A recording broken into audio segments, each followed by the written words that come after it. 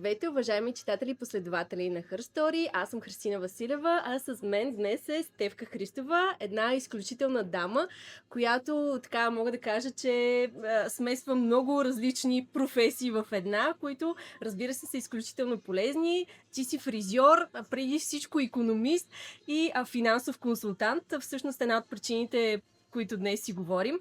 Обаче, ако оставяме всички тези титли на страна, как би се определила? Коя всъщност е Стефка Христова? Аз съм един човек, който много обича да слуша хората най-вече и да им удари едно рамо точно в правилния момент. Това съм аз. Всичко, което съм го постигнала с много труд и много постоянство. И съм се вглеждала винаги в всичко хубаво около мен и съм търсила винаги положителните неща във всеки и във всичко. Ако трябва да започнем с първата ти професия, фризьорството, какво би казала? Как се променя фризьорството през годините? Първата ми професия като фризьор стана толкова спонтанно. Бях на един конкурс, но не ми е тя първата професия. Мога само една кратка вметка да кажа, че наистина бях в едно магазинче и така си минаваха ден след ден, година след година и като си върна един мой приятел от чужбина и каза: "Ма какво правиш тук? Ти тук ли ще се пенсионираш?" И аз едно някой ме удари това шамара. Покрай мен всяка сутрин минаваше едно момиче. Знаех, че тя води курсове в един фризьорски салон. И при моята фризьорка питах, мога ли аз да стана фризьор. Нищо не знаех, нищо не можех. Всичко го постигнах. Много трудно, много беше сложно, нищо не разбирах, но пък от магазинчето моите клиенти много ми вярваха и аз, нали, сутринта в магазина, айде после на курса и така си тръгна работата. Фризьорството се е променило толкова много, толкова е лесно. Толкова човек, който се занимава с тази професия, може вече да се обучава, да попита уреди, имаме лакове. Тогава нямаше нищо. Аз от курса и бях единствената с професионалния сешоар.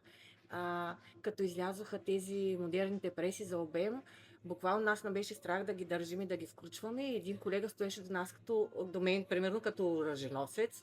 Нали, аз правя така, нали, нещо на клиента, пък му давам, той я държи, после срещам косата. Но това всичко е било едно много забавно. Много ни се доверяваха хората и искам и това също да е така. Сега е малко по-трудно. Сега хората някак си са по-предвирчиви.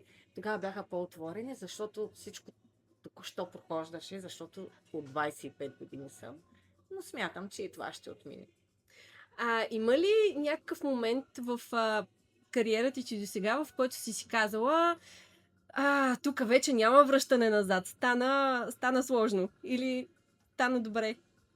По-скоро било ми е сложно, когато съм била на някакъв кръстопът с моите деца. Защото си го дам това като някаква грешка, изчакването, да си стъпя здраво на краката, да постигнем нещо пък първо, пък второ. И те годините си минаха. После като решихме вече да имаме деца, то много трудно се получава. Дори не се получава и моите деца са две сбъднати мечти с помощта на екипа на доктор Явор Владимиров, за което съм безкрайно благодарна и цял живот ще бъдем благодарни. Това е, нали, нещо, което съм била, нали, как да го постигна. Много ми е трудно, защото всичко е било на моя гръб, но в крайна сметка, дори като решихме да имаме второто дете, аз си казах: пусто, ще го затворя този салон, ако не се появи някой, нали, да ми помага. И тогава пак се обърна вселената към мен и ми прати един невероятен човек, една млада дама, която беше още ученичка.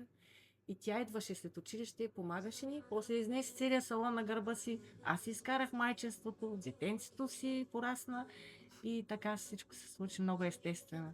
Ти си толкова добър човек, излъчваш такава светлина, така че Благодаря. със сигурност, нали, вярвам напълно, че толкова лесно ти се получават нещата. Наистина вярвам, че когато човек е добър и така мислите му са добри, получава само добрина. Точно така.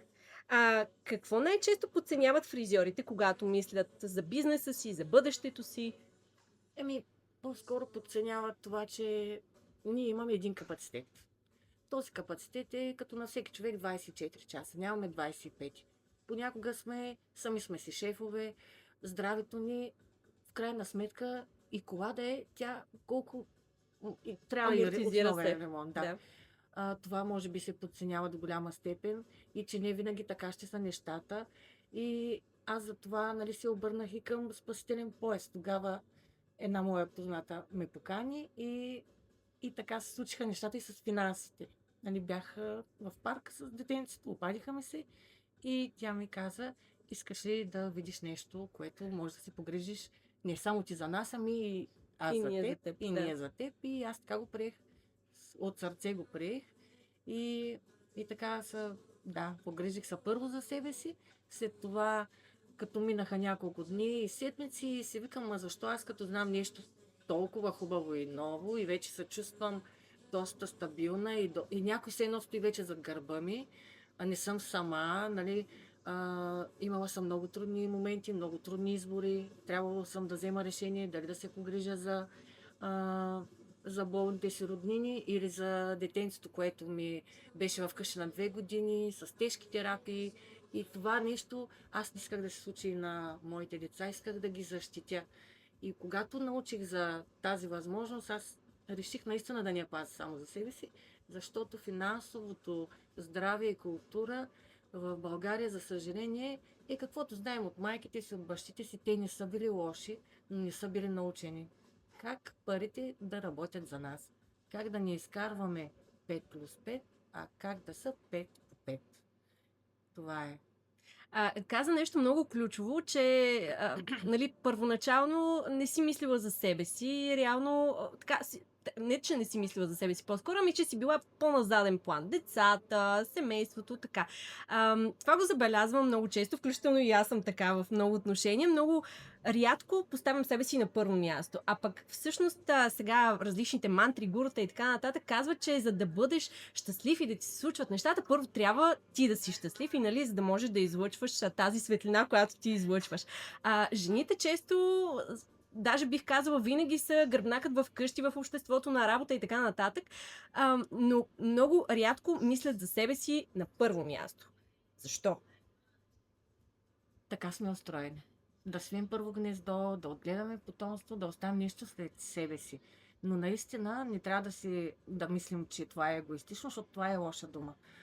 Когато една жена мисли за себе си, в много случаи, и когато тя е щастлива и спортува или се отдели време да чете книга, тя не прави нищо лошо. Дори е пример за хората, за децата, за близките си, тъй като го виждат това нещо и за мен е важно да се погрижи за себе си, да изглежда добре. Даже казвам и вкъщи трябва да се спретна, трябва да се чисти, трябва да си подреден. Дори сега и когато бяха тези онлайн обучения, ами стани, реши се, обличи се, нищо, че си вкъщи, не дей да ходиш така, то това е огледалото на себе си. И когато и на мен са ми казвали как се държа, как изглеждам, ами аз съм пак огледал на човека до мен, който аз като съм добре, значи и той се чувства добре. И хората около мен, когато са добре, и аз така. Това не е егоизъм. Абсолютно съм съгласна с теб, но също така, защото си изминала много дълъг път, какво би искала да дадеш на хората, което ти не си имала в самото начало? Ами тая стабилност и тая добронамереност, защото не винаги така е било. А, Понякога съм чувствала и завист, и подмолно отношение. Аз наистина съм устроена да се раздавам и да очаквам. Нали? Очакванията са ми били прекалено големи. Сега нямам очаквания. Сега правя просто нещата, както аз ги усещам и в крайна сметка да става каквото ще. Нали? Който иска да е с мен. Който не иска, просто си върви по неговия път.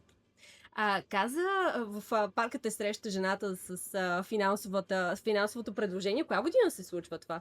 Преди 3 години. Преди 3 години. И как стартира всъщност цялата твоя мисия и въобще израстване в финансовите услуги и финансовото консултиране? Също с много голяма подкрепа, също в фризьорството, там всичко трябваше сама да се справя, докато тук зад гърба ми стои една голяма група от хора с еднакво мисли и това, което пак ходим по много обучения, нещата са етапи, В началото, ако аз нещо не съм разбирала, вече съм напълно наясно и напълно мога да отговоря и да оборя всяко едно възражение, въпреки че възражението е вид заинтересованост. А когато човек възразява, значи той слуша и внимава за какво му се говори. Финансите са много тежка дума. Тук става въпрос за личните финанси. Не, нали, тук става въпрос да ударим една черта и да си седнем чисто пред себе си, да си кажем, това получавам днес, нищо сложно няма. Нали, за месеца това са ми разходите, за годината това са ми разходите, да си ударим чертата. И преди много години по телевизията бях чула, никога човек не трябва да живее над възможностите си. Ден за ден или когато го прави това нещо и не му се получава така или иначе ще изтегли кредит, не е лошо нещо, това банката пак ти е партньор, това е пак вид спестяване, но с отрицателен характер. И за това искам да говорим. Дори понякога разговорите ни с моите познати и клиенти, аз не им ги разпитвам. Оставям ги само те да си разкажат. Аз каквото ми трябва, то ми влиза в главата. Той човек обича да си разкаже, пък да се оплаче, пък да се похвали. И така се случиха нещата. Първо направих нещо за себе си, за семейството си, за децата си. Проверих си ги и вече искам и обществото наше. Много голяма заявка. Искам и в училище това нещо да се учи. Искам и по телевизията да се говори, защото не е хубаво така възрастните ни хора да имат възможност само да отидат до аптеката, с дистанционното до телевизора и да чакат на някой близък да им обърне внимание. Има много хора, които нямат тази възможност. Изоставят си близките, те не са щастливи. Има и много възрастни хора, които изнемогват, но да, и може би точно това е правилният път. Ако ти като един възрастен си знаеш какво би те очаквало и можеш така да си предвидиш нещата за бъдеще, след това, когато останеш на тази преклонна възраст, вече сякаш ти е по-стабилен живота. Да, много по-стабилен и много по-начертан. Няма да те събори нищо, което да е... Няма да се оставиш на случайността. Не е хубаво човек да... Първо нещо да го притисне, както в случая мен ме беше притиснало. Аз дори когато откривах салона си сега, аз нямах възможност да си стегля кредит. Аз бях на минимална работна заплата. Хората ми осъзнават, че на каквото ги осигуряват, това ще получават. И когато ти еш пред банката и ти като не можеш нищо да покажеш, ти със собствените си ръце, ти си свързан. И така се опрям до стената. И аз това се опитвам на всеки да обясня, че решенията трябва да се вземат, когато си спокоен. Не когато си в някаква безизходица и ти се случи вече нещо, да се чудиш какво. Да, или емоционално решение всъщност да се взима, това е доста опасно. Наистина е много опасно. Има ли перфектен момент, в който трябва да се срещнем с финансовия консултант? Кога е този момент?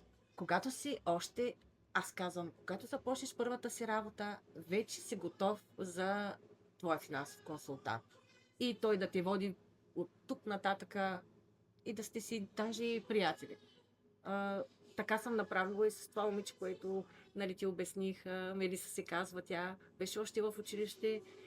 Това ми е надеждата, че се срещам с млади хора. Сега е 3-та година студент в Техническия университет. Тя е моята гордост. Тя ми беше бизнес партньор и все още е с нея приятел. Те приеха идеята, видяха колко е хубаво. Малко да си делиш всеки месец, но да си имаш... Тя даже каза, мама няма. Ама и на нея ще направя. Майка е мой набор. Да. Супер, много, много готино. Но исках и да питам как протича всъщност една консултация с теб. Ти каза, че слушаш, оставаш хората да си кажат какво ги боли, какво ги притеснява, но след това какво следва? След това следва един план, който аз изготвям на база всичката информация, която съм събрала и предлагам решение на човека, защото всичко е индивидуално, обективно, според неговата възраст, според неговата работа, според семейното му положение, според неговите цели. Зависи къде стои човек. Колкото е по-млад, толкова по-му е ясен хоризонта, повече време има. Колкото наближаваме към нашето свободно време, няма пенсионери, няма на Запад. Те имат време за себе си. Тогава вече се получава една стръмнинка и тогава става по-трудно, по-кратък е периода и повече парички трябва да се отделя човек. Иначе има повече време. Да. Времето е ресурс. То няма... Всичко може да се купи. Времето не може да се купи. Даже Най-ценният и да имаш ресурс. милиони и милиарди, ти време не можеш да си купиш. Не можеш да се върнеш назад. Можеш само да гледаш напред и да го цениш. А има ли някакви митове или грешни схващания за финансовата грамотност? Не, всеки е в различен етап от живота си, по-скоро.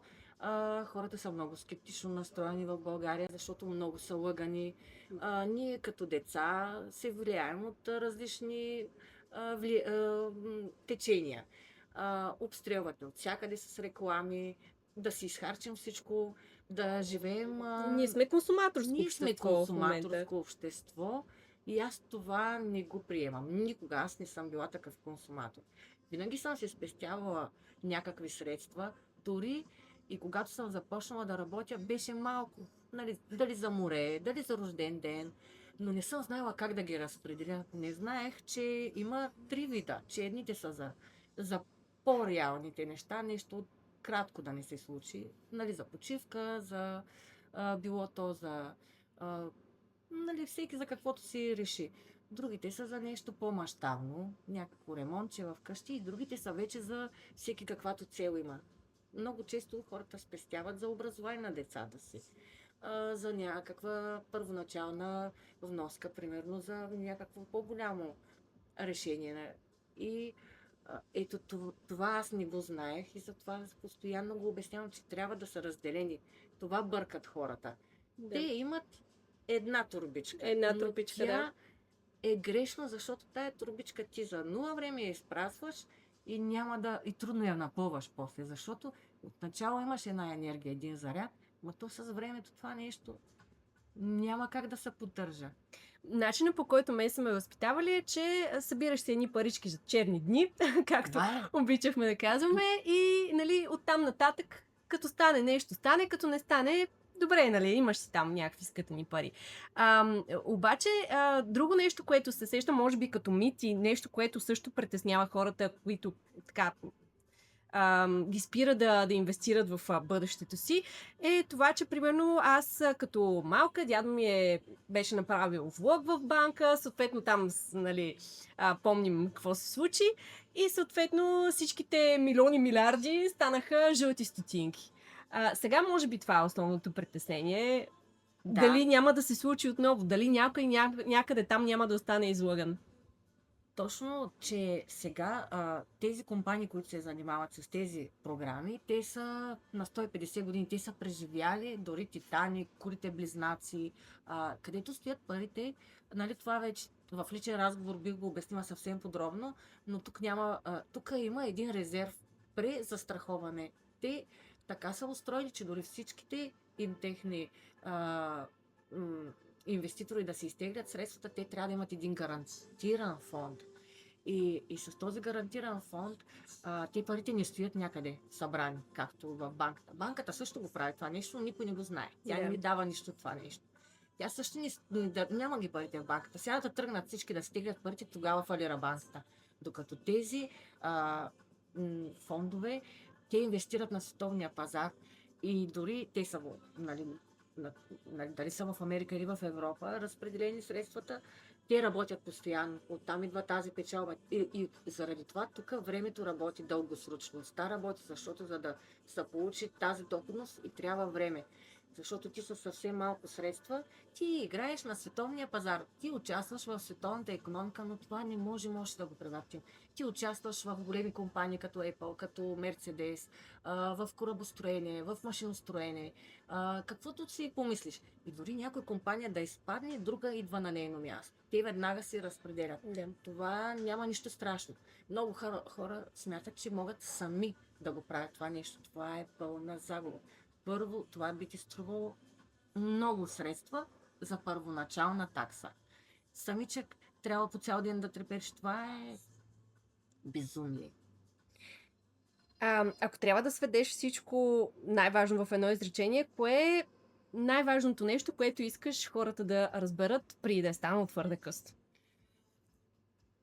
Искам да разберат, че трябва да слушат. Затова имаме две уши и една уста.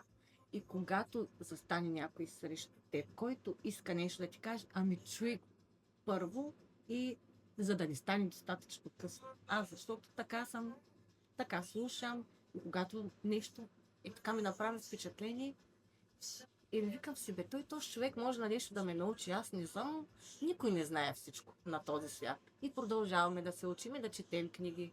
Но какво като четем книги, като не го прилагаме в реалността? Какво като си прочел ти една стая с книги, като ти тези книги даже не Не помниш ги какво ползваш. си чел, ти не го прилагаш това нещо. То е много модерно сега. Всеки обучава някой, всеки, нали, разни програми. И в моята дейност всеки обучава. Ами дали имат тук повече обучителите, отколкото обучаващите. Едно, как беше? Какво учиш в стопанско управление? Ма какво ще управляваш? То няма стопанство. Той седи и ма гледа. Викам, а не може всички да са директори. Да. Да се замисляме за тези неща. Точно в тази връзка много ми харесват твоите видеа в социалните мрежи, където ти обучаваш и даваш всъщност храна на хората какво да слушат, какво да мислят и обмислят. И там много често говориш не толкова за мотивацията, а за дисциплината, да бъдеш дисциплиниран. Защо дисциплината така е на по-високо ниво от мотивацията? За мен мотивацията не е лоша дума. Ама колко време може да си мотивиран? Аз не търся даже и мотивирани хора. Аз искам дисциплинирани хора, защото какво като си мотивиран, днеска съм мотивиран, утре не съм мотивиран. Дисциплината е така да ходиш на работа, както си отишъл първия ден на работа. Защото това се усеща и от хората. Твоята дисциплина, че ти всеки ден си с настроението си, с професионализма си, няма да пренесеш някаква тежест. Никой не го интересува дали сме добре или сме зле. Един спортист, ако е мотивиран, той колко ще е мотивиран до Олимпиадата? Той трябва да е дисциплиниран. Ходи му се, не му се ходи, той трябва там да отиде да бяга, да дига тежести, да скача. Нали, това е за мен дисциплината и това е разликата. От мотивация, аз съм много дисциплиниран човек. И смятам, че обществото ни е дисциплинирано до голяма степен, но кой не иска да сутринта да каже, днеска няма нищо да правя. Аз имам и мен някой ми помага. Зад гърба си ми стоят доста хора, с които също се консултирам. Това са също мои ментори, аз също се слушвам в тях.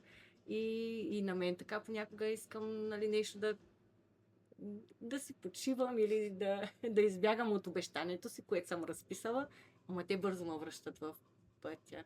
Можем да ги споменем. Това е Аха клуба. Да, където мой ментор е Пламена Овесян и Теди Димитрова, на които съм много изключително благодарна. Те са мои ментори и целият клуб и всички хора вътре в тях, с които те са ми като мои съветници, обратна връзка ми дават, никога няма да ме похвалят, ако не съм за похвалване, но критиката не е, нали, от лошата страна, тя винаги е градивна. Много е хубаво човек с различен поглед и в различна професия и да, с различно възприятие да ти даде ясна сме си обратна връзка. Да. Супер, много готино. Друг клуб, в който членуваш е BM Lady, да отворим и затворим една голяма скоба. Да. BM Lady е продължение на мен си. Аз също съм човек, който свързва хората. И тук в този клуб аз намерих точно такива хора. Той е в цялата страна, има вече в 7 града. Майя е невероятен човек, аз се препознавам в нея. Моите приятели от клуба са също невероятни и това е BM Lady. Те първа избухва тук в Велико Търново и мисля, че се получи много добре и ще правим много хубави неща. Вярвам и аз в това. Стефи, как се виждаш ти след 5 години? Виждам се не много променена. Смятам, че съм постигнала много и че няма още какво да постигам толкова. Вече във вътрешен план искам да работя върху себе си и да бъда малко вече да карам малко по-спокойно. Затова сега към клубовете, към хората, към отношенията. Там ще са ме акцентите. Какво би казала на жените, които казват, сега не е момента? Нито за инвестиции, нито за стъпка напред, нито за скок в кариерата, например. Бих им казала, че на едно пристанище стояли 2 чайки и едната имала намерение да отлети. И колко чайки са там? Пак си 2. Това е от една моя любима книга. Много хубав пример, да. Да. Ам, Намерението не е действие. Действайте, защото ще отмине. Моментът просто ще отмине и вече ще е друг момент, няма да е също. И последно за финал, преди да обявим голямата новина, между другото, пазя си я така за финален акцент, бих искала да се обърнеш към всички, които ни гледат в момента и така да им дадеш нещо от себе си, като за финал. Бих искала да кажа да вярват в себе си, да обичат хората около себе си и какво мога да ви дам? Само една хубава усмивка. Аз нищо не мога да им дам. Друго, освен отношение и разбиране. Ти си достатъчно прекрасна и самодостатъчна, бих казала. Та сега от тук нататък вече даряваш хората наистина с мотивация, с вдъхновение и най-вече с финансови консултации за това Да. как да управляваме финансите. С една Да. изключително важна тема. Много. И голямата ни новина, за която всъщност си поканих Стефи да си говорим тук, е това, че тя открива своята академия. Академия. Академията е мой естествен проект, който се случва благодарение на моята дългогодишна работа. Академията няма да е просто академия, където да се обучават хора, защото аз така или иначе ги обучавам. За мен е важно да не се учим само на икономика, да не се учим само на менеджерски услуги или хигиена на труда, въпреки че това е много важно за стартирането на един бизнес като фризьорство. Това са си изисквания. Това са базовите неща, които По-скоро, няма как да смятам, че в академията искам да има една споделеност и обмяна на опит. Вярвам, че всеки един мой колега винаги съм искала да имаме някаква общност. Но такава общност, където всеки да дойде да каже: аз съм най-добър в мъжкото фризьорство, аз съм най-добър в официалните прически, аз съм най-добър в колористиката. Тези нови млади хора, ние да ги запалим, защото е много важно да им дадем първоначалния заряд, старта. Да можем да им покажем как да се справят с конфликти, защото не всичко е цветя и рози, как да се справят, как да са устойчиви. Нали, всичкият този път, моя 25 годишен, аз искам да го предам, да им постеля една пътека, да ни бягат те в тази шипка, в онази шипка. Това е ми идеята за академията. Цялата гориш в тази идея и ти пожелавам изключително много успехи. Благодаря. Вярвам, че ще се случи по най-прекрасния и добър начин за теб. Благодаря. Много ти благодаря, И аз Стефи, ти за благодаря. отделеното Много. време. Благодаря.